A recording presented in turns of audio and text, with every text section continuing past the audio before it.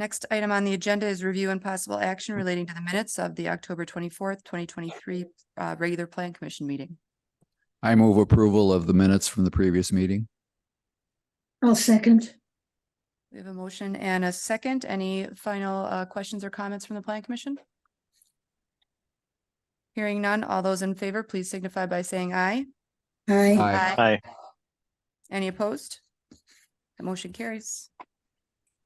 Number 4 is review and possible recommendation to the city council relating to a certified survey map for the Dollar Tree project to be located at 1111 Madison Avenue. This is certified survey map 2023-13. Jed Drager. All right, good afternoon. So yes, certified survey map review. This is for separating a current property on Madison Avenue, 111 or 1111 Madison Avenue to be correct. It's currently zoned urban mixed use. That would be the proposed zoning to remain the same. The existing land use is a physical activity studio. It's actually Black Hawk Fitness, which plays into that perfectly. The plan is to separate the parcel into 2 parcels, one at 1.5 acres, leaving the parent parcel or the original parcel at 3.1 acre, or that is 3.1 and will remain at 1.9 acres. They have met all the requirements for that. Like I said, zoning is going to remain the same. This is for a proposed development by a Dollar Tree going there. That is the reason for the separation of that. But they do meet the requirements for size and all the other requirements for urban mixed use. Okay. Any questions from the plan commission on this certified survey map?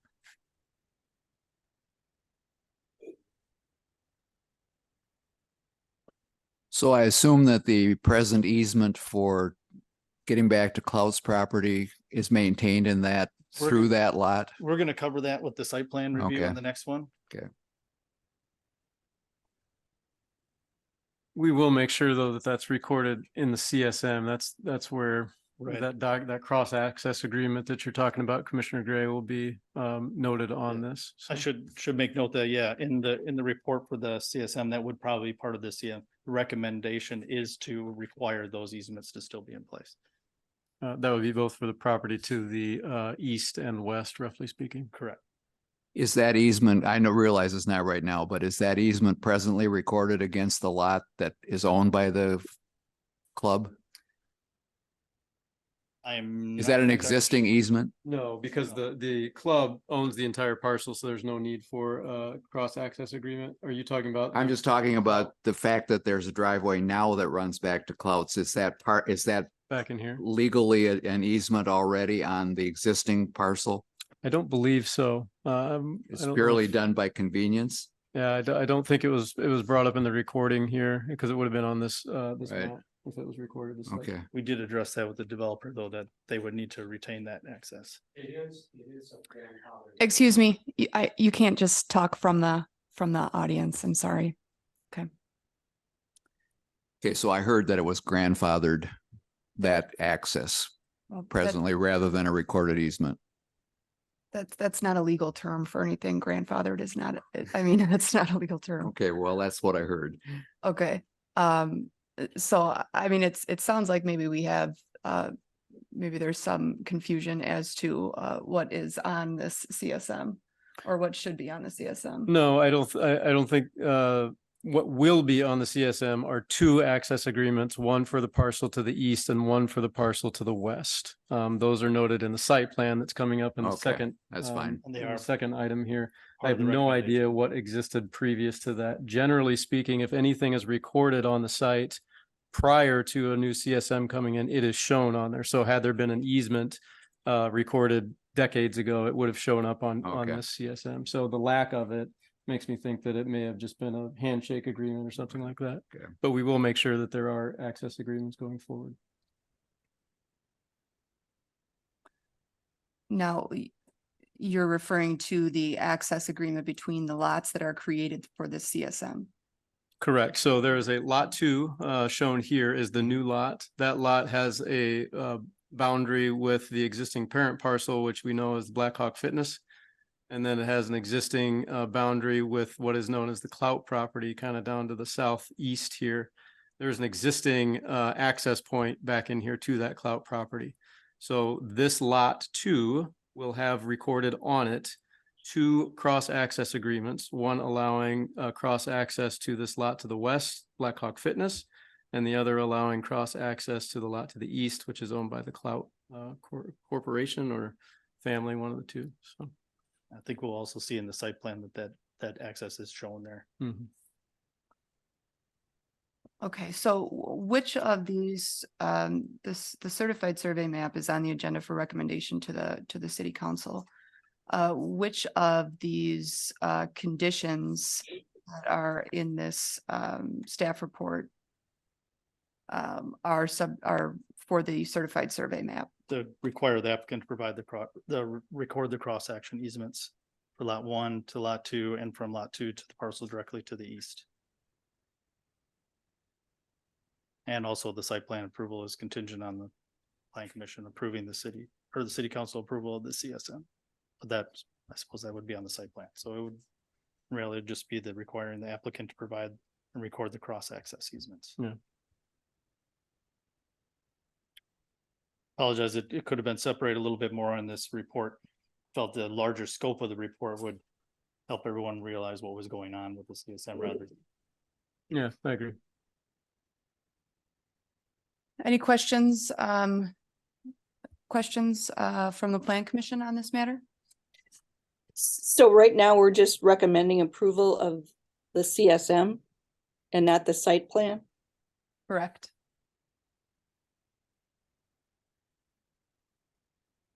If there aren't any other questions, I would entertain a motion to recommend that the city council approve this certified survey map for the property located at 1111 Madison Avenue, subject to the additional cross-access easements between lot 1 and lot 2 and between lot 2 and the parcel directly to the east. So move. Second. Okay, we have a motion and a second on the floor. Any questions or comments from the plan commission?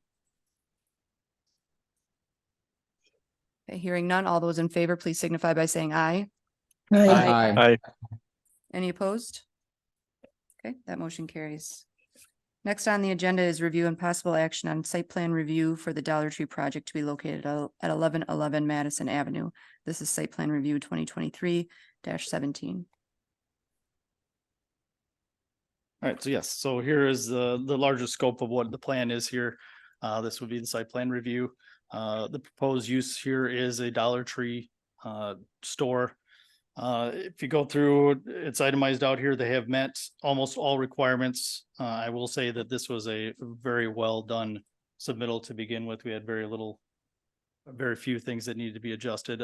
Particular was curbing around the property, store management. As you'll note in there, there are some screening things that were brought on here that they're not met.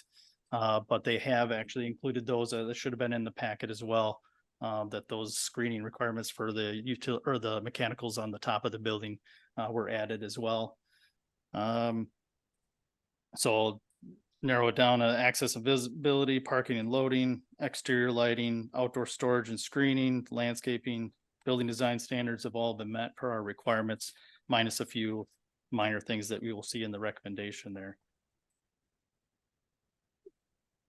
But overall, they have put together a fairly decent plan. Can I see on that map where the access is to the Clout property? You can see it right there. Yep. Right there. Okay.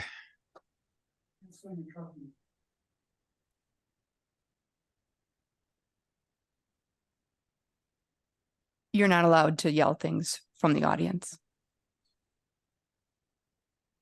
Would either of you two like to say anything? Commissioner Gray, Can you I'm not do that? I'm chairing the meeting. Pardon me? I'm chairing the meeting. Okay, can they Okay. speak? I think we'll talk to them after the meeting. After we make a decision, we don't get to hear before the decision? We've made a recommendation on the certified survey map.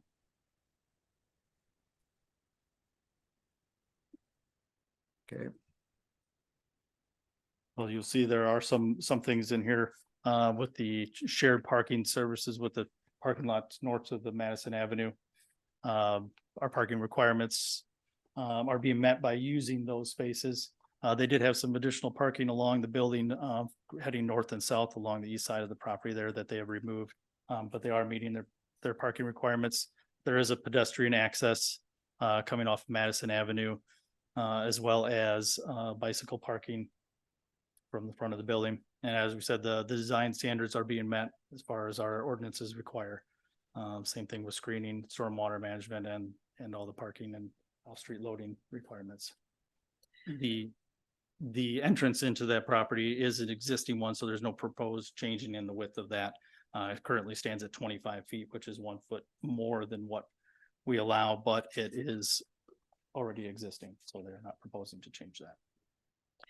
Did I read somewhere, Jed, that Blackhawk Fitness can utilize this parking So for the Dollar Tree? I don't know if it was before or after hours or during their hours. yeah, this would be a shared parking lot. Okay, That would be part of their agreement. okay. So they're both meeting their requirements by sharing the space without it. having to create individual parking spaces for each. Thank you. What you- sort of screening is located on the side next to the residential property that fronts on Madison Avenue would be to the east? They have their required space for the zoning, which would be green space along the edge there. Parking, but for a fence or landscaping, they're meeting the requirements, but we don't require screening along that edge as the budding districts are also commercial. Can you tell us if there was any communication between the property owner, the overall parcel, the 3.1 acre parcel, and or the applicant, the Dollar Tree folks, and the neighbors to the east? Was there communication there? How did we know to keep that easement there and that access point? There was not communication from us to them in particular. We, during the review, noticed that there was current drive there and asked that be maintained. Okay. So the folks that are proposing, the Dollar Tree folks that are proposing this site plan didn't communicate with the landowner to I the do the not east. know, yeah. Okay.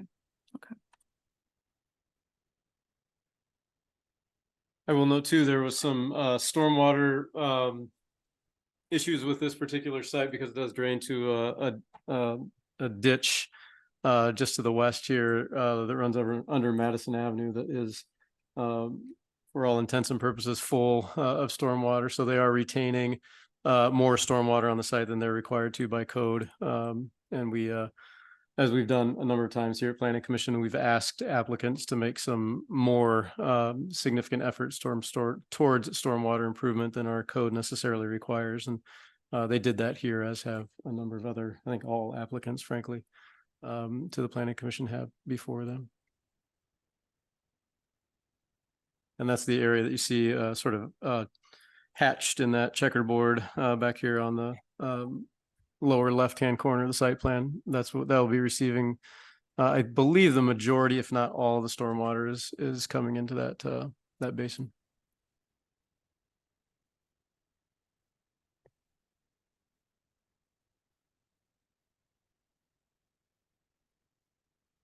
Do you, is there a rush on this site plan review? I know that the certified survey map still has to be approved by the city council, which wouldn't happen until at least the 21st. Is there a reason this has to move forward at this time? I believe Dollar Tree is hoping to break ground Yeah, as soon as possible. they've put forward permits for utilities and things like that already. Well, I can say I don't feel comfortable approving a site plan. To Commissioner Gray's point, I don't feel comfortable approving a site plan where we haven't where there hasn't been communication with the neighbor with providing that access point. So I would recommend that the Plan Commission delay the approval until we can determine that access point And this could come back on the November 28th Plan Commission meeting. Do you need a motion to that effect? I would, yes. I would move that we table, is it tabling? We can table it to the 20th. Table the approval of this site plan. Excuse me, can I speak before you do that? Because I can address that answer very quickly. We do have the applicant on here who was hoping to Okay. present. Yes, thank you. Am Go I ahead. free now? Can I speak? Yes, go ahead. Wonderful. Folks, I can give you a whole brief presentation on me. It'll be very quick, I promise. But to that specific point, I just want to make sure you all know that easement is recorded, is against that property since 1977. We cannot take it away. It is there. So the plans as you see it there, it preserves the existing location of where it is. So is there a reason that CSM is not on, or excuse me, that access, that access easement is not on the certified survey map? My only guess is because it's already recorded against title on the property, and therefore it wasn't a new easement, it's something already in title. So we can ask the engineers just to overlay that on there. That's not a problem, but I want everybody to absolutely understand that easement is there, it is preserved, it runs with the land. We couldn't take it away even if we want to, but we don't. It's there and it'll be there. And in that exact location and in that size? Correct. If you all mind, if I can share screen, I'll jump into my presentation, but I've got a color rendering of this site plan that shows the aerial background to give that reference. Yeah, can you please introduce yourself for the record, please? Absolutely. Garrett Bader, GB Real Estate Investments. Happy Tuesday, everybody, and thanks for the time. Can you all see the PowerPoint? Yes. All right, me and technology are not friends, so let me try pressing the button. There we go. You can see full screen? Yes. All right, wonderful. Well, thank you again. I'll give you some real quick background on me. We'll talk about the project, that image that shows that easement, the materials, and then I'll happily answer any additional questions that you folks have. Yours truly, Green Bay native, active in real estate since 2003. My company, GB Real Estate Investments, started in 2007. Simply put, real estate development company. So I do a lot of work with, you see some of the retailers down there. Obviously, we're talking about Dollar Tree, but very traditional to what I do. In terms of the project snapshot, here's the aerial look at the property we're looking at, of course, the Black Hawk Fitness here, center part of your screen, and off to the right of it or east of it, what we are looking at. Here in aerial is that driveway that takes people into the neighboring property that you all have been discussing.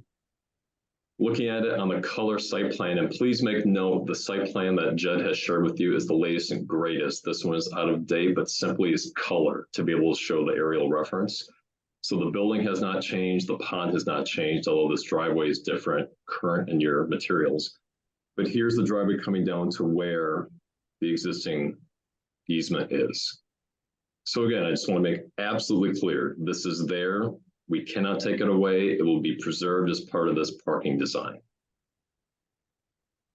Can I answer any questions specifically on that? Otherwise, I can go into elevations and talk about the look of the building. But I want to make sure that's very clear to anyone that is questioning that. Have you been in communication with the property owners to the east? We have not, because the easement was there. We felt comfortable that we'll keep it. And if there are issues that come up during construction, of course, we're always happy to talk, but we have not reached out to date. Thank you. Garrett, if that pavement needed to be widened for some reason to accommodate some kind of specialized truck that uses that area, could that be done so within reason? Pavement into a neighboring property? Correct. Like within reason, if there's a specific concern, you all maybe know better than I, if there are certain pieces of equipment or vehicles that are used here that would necessitate either a wider driveway approach or a radius, we can always talk about that.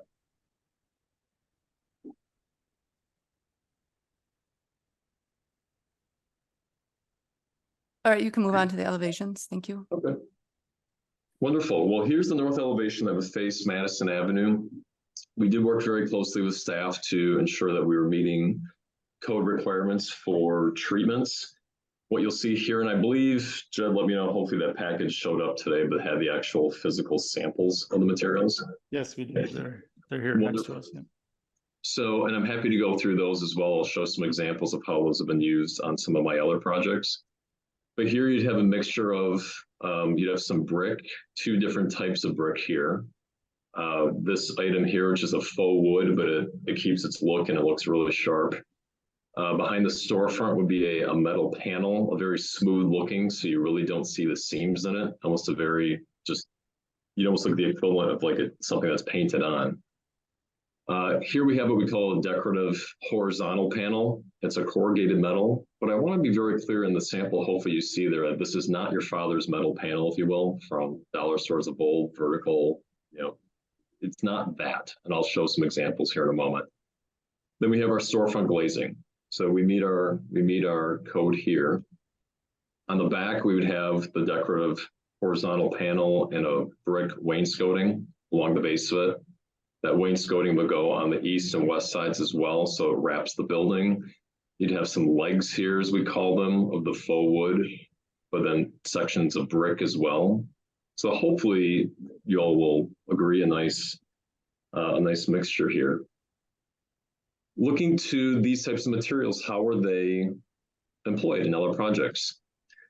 This that you're looking at here is in Green Bay. I'm based in Green Bay, so a lot of the work that I do is locally here. This is the former East Town Mall that I purchased and have been renovating into a new mixed-use power center. So the arrows that you see referring to here are an area on the old mall face that we'll zoom in on in a moment, where both these materials are used, in addition to this in-lot number 2, which is a new in-lot, similar to what you see here at the credit union that I'm developing in the asphalt parking lot.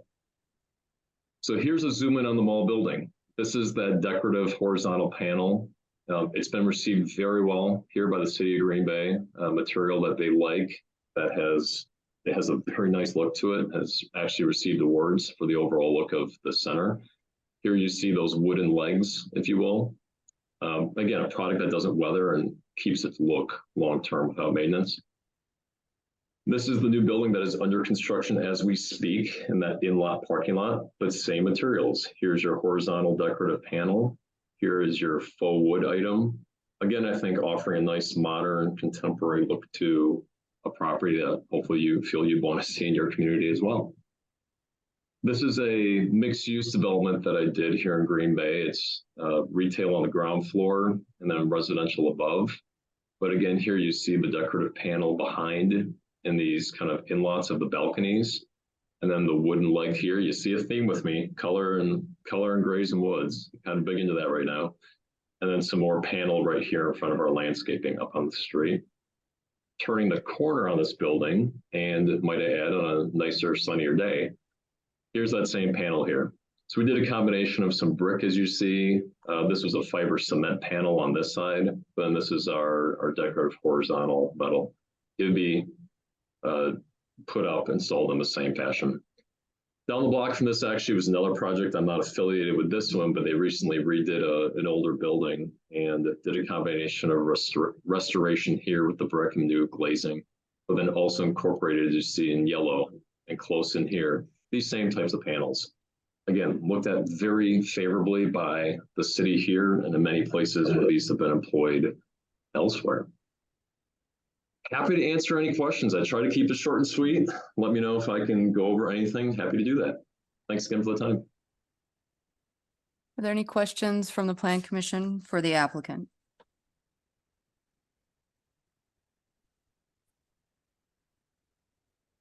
Garrett, would a wall of screening, privacy fence, protecting the neighbor to the east from the parking lot, would that be out of the question?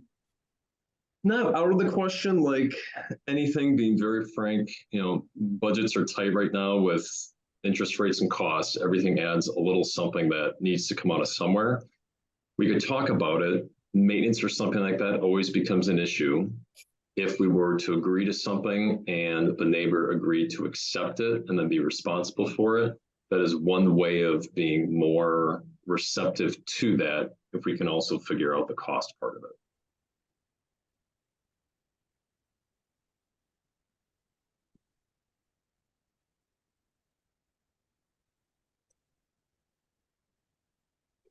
Any questions from the Plan Commission on this matter? I would like to second that we table the approval of the site plan and further plans until the CSM has gone before the council. Well, let's back up a minute. What exactly was the motion on the floor there, Commissioner Gray? Motion would be to table the approval of the site plan pending further discussion between the proposer and neighbors. I'll second that. Okay, just so we're clear, what is actionable on that? I mean, what does further discussion mean? I don't want to leave this room and not have a clear understanding of the expectations of the Plan Commission for this site plan. Okay, what was your thought about that when you proposed that? My thought was that that there should be communication with the adjacent property owner relating to I guess, ensuring that the spirit of the easement is maintained versus the exact maybe dimensions of the easement.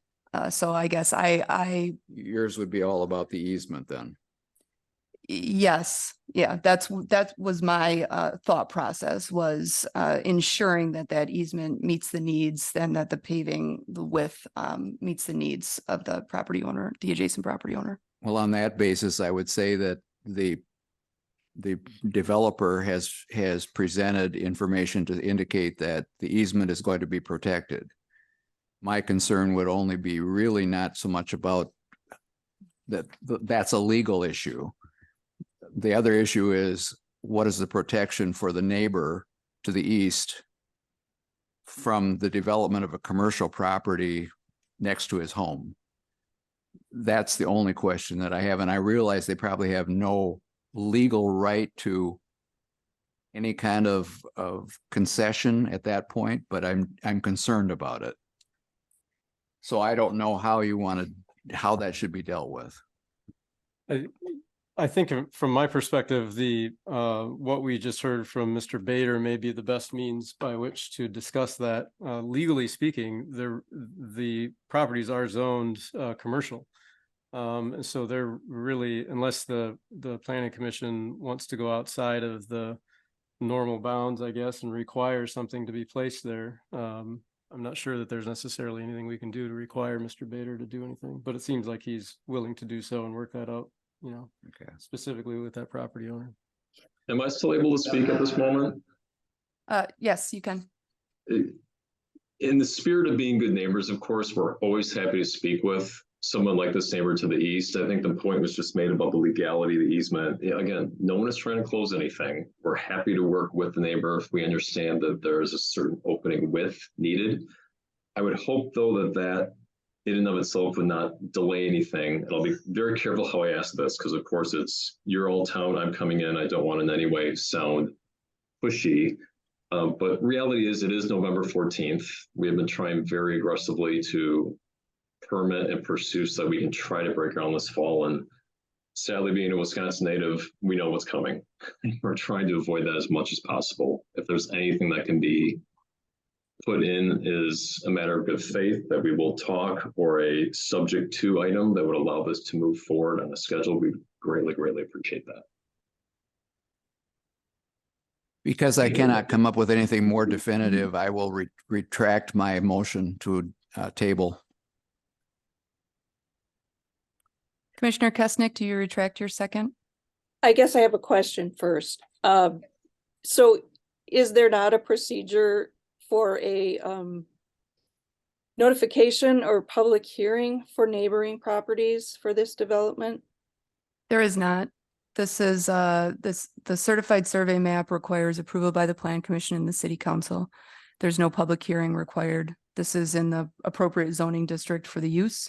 So there's no zoning change. There's no flexibilities requested from the zoning ordinance. So no, when a land use is permitted by right, there's not a notification process to the adjacent property owners. Okay. I guess I would I would make a recommendation to, or I'll go ahead and make a motion that the plan commission approve the site plan, subject to the recommendations included in the staff report, which include that the site plan is contingent upon the city council approval of that CSM, which we also had contingencies upon. The applicant has to provide and record the cross-access easements between lots 1 and 2, and then also lot 2 to the parcel directly to the east. Allow the minimum parking requirements to be met through that joint parking facility to serve both lots 1 and 2. The requirement of submittal of the stormwater maintenance plan for the proposed BMPs. And then also I would add to that the developer is required to install screening between the eastern parking and the adjacent property line. And that screening should be reviewed by the adjacent property owner as well. And staff can serve as assistance in that regard, bringing those parties together to come up with an acceptable solution of both parties. Is it okay that could also be phrased that the discussion with the adjacent owner would be contingent on I guess, an acceptable type of screening? I'm also a big fan of screening or fencing through landscaping. So I'm trying to say, so whether it's a collection of some landscaping or some screening or something, fencing, that the adjacent owner would have to agree that it's on his property and to be maintained by that property owner. I think that those are items that we can work through through the discussion process. Okay. I'm not making that as part of my recommendation or part of my motion in this regard. Okay. I'll second the motion. Was a motion made to withdraw it from the table? I know a motion was made, was it seconded? Because I know Jill said she had a question before she started speaking. Yeah, I wasn't going to withdraw my motion to table. Okay. So then moving backwards, did you want to make that an actual motion, because the initial motion by Commissioner Gray was Retracted? Yep. Yeah, I'll motion to table the approval of the site plan. I'll move, I should say. Is there a second? Was there a second by any plan commissioners to table the approval of the site plan review? I'll second. Okay, second by Diana. Okay, all those in favor, please signify by saying aye. Actually, Clerk Ebert, can we do a roll call vote on this? So an aye vote is to table the approval of the site plan for this project. Commissioner Gray, No. Commissioner Highfield, No, Commissioner Kesenick, Aye. Commissioner Shull, Aye. Council Representative Schultz, Nay. Manager Houseman, Nay. Engineer Selly, No. nays have it. Okay, so that motion failed by a vote of 2-5. Okay. So, can I second your motion, Vic?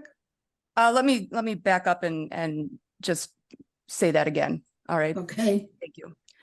So I move to approve this site plan review for the Dollar Tree, subject to the recommendations in the staff report, which I listed before. They're included on page 7 there of the staff report. And in addition to that, the requirement for some sort of screening between the parking area and the property to the east, with details to be worked out between the property owner, the developer, and the city. Commissioner Gray did second your motion.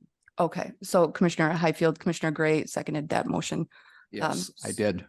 Okay, Yes. so any further questions or comments from the Plan Commission on this matter?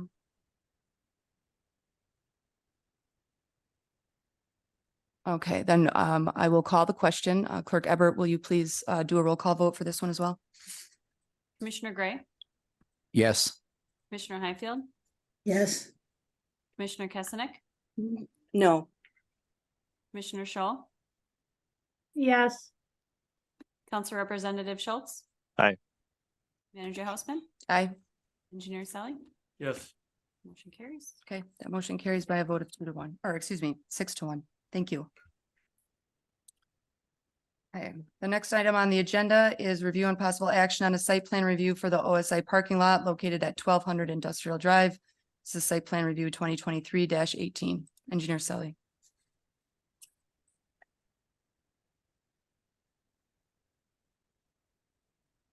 Okay, so this is an addition to the current OSI campus, I would say, and this probably provides a pretty good understanding of everything that's on there. This has been within our community for several decades and has had several iterations of additions to it. This next one is in the area outlined here in the blue box that you see. This is additional parking, which is sorely needed on the site. And I'm going to pull up just the site plan itself and talk about a few elements of it. So again, referring back to that kind of that blue box is roughly bounded by what you're looking at here. The parking lot, we do have requirements for parking lots within our industrial zoning. All of those have been met, as you've probably seen within the staff report itself. And that is inclusive of some of the elements of the curbing around here, the parking lot islands that we have here, the entrance features, as well as some of the landscaping that goes along with the parking lot. Even though it is industrial zoning and doesn't have quite the level of requirements that we have in other zoning districts, there are elements of this parking lot to make it not only functional, but somewhat aesthetically pleasing within that environment. And they've done a good job of that. The one area that we've had some discussions about with OSI and have kind of come to an agreement to allow this to move forward. Their timeline for this is to still get this constructed yet this year. Asphalt plants will be closing, frankly, soon, within the month. And so in the spirit of trying to allow that to move forward while addressing our concern, which was related to stormwater, we've proposed an agreement be put in place between the city and OSI as a contingency of this approval. The concern we have with stormwater, this area is under an acre. So because of that, it doesn't trigger any thresholds for significant stormwater management through our regulations. But as you can see on that previous aerial photo I provided, there's been a number of developments out here that have been under an acre. So we do have a significant amount of stormwater that does come off this site. Our code does allow me as the city engineer to identify areas that are of concern and require more than what the code would require necessarily. And in this case, I've talked to OSI about doing that. What we've talked about is trying to get the majority of the stormwater into a stormwater basin on the site.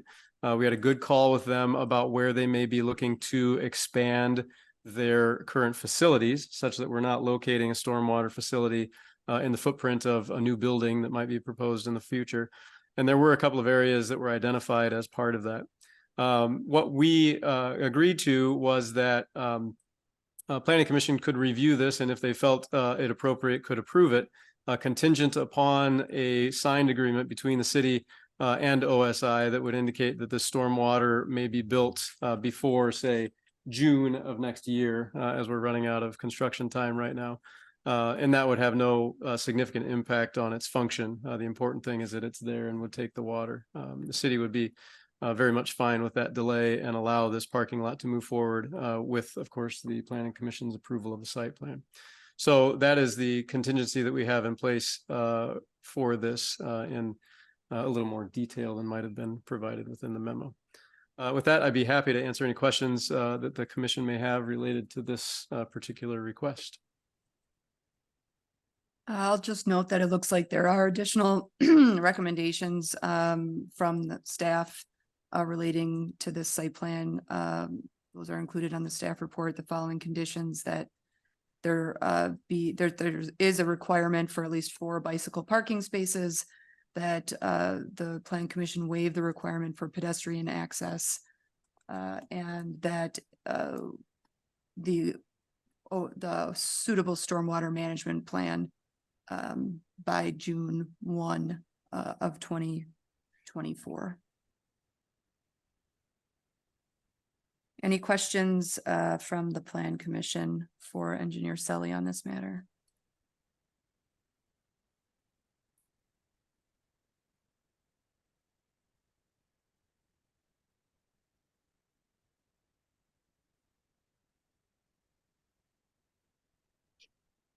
If there are no questions, does anybody wish to make a motion to approve this subject to those conditions recommended in the staff report?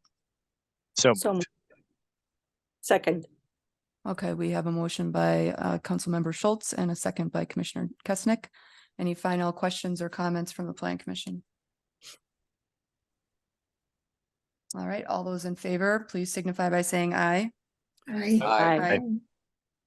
Any opposed? That motion carries. Next on the agenda is review and possible recommendation to the City Council relating to an application for annexation of a property located at N 2696 Banker Road to the city of Fort Atkinson. This is PFA 2023-02. Engineer Selly. Yeah, thank you. This is an annexation at the corner of Campus Drive and Banker Road. For those of you familiar with the city, the high school is sort of to the left of this particular view that we have here. This parcel came to us. It was newly purchased by the owners. The septic system that was there was found to be inoperable, and as required by Jefferson County, whenever sewer and water are available and that septic system does fail, then the parcel is required to hook up to the city's sewer and water. As a requirement of that hookup, annexation into the city is also required, and that's what we're reviewing here this evening. The only thing that was a little unusual about this particular property is because that sewer and water was already put into the road out in front of Banker Road. This parcel did have a deferred special assessment on it for the cost of that. I forget the year, but it was late 90s, perhaps, when that went in. That deferred special assessment will be repaid through an annexation agreement that we have come up with the applicants. There are a couple of different options in there for repayment. That annexation agreement also indicates how quickly the hookup to city sewer and water will occur, as well as the abandonment of the well and septic. So that agreement has been reviewed and signed by the applicants and the city, and will be something that the city council will approve when they hear this at their next meeting. So a good outcome, I think, on what was kind of a challenging situation, certainly for the homeowners that walked into this.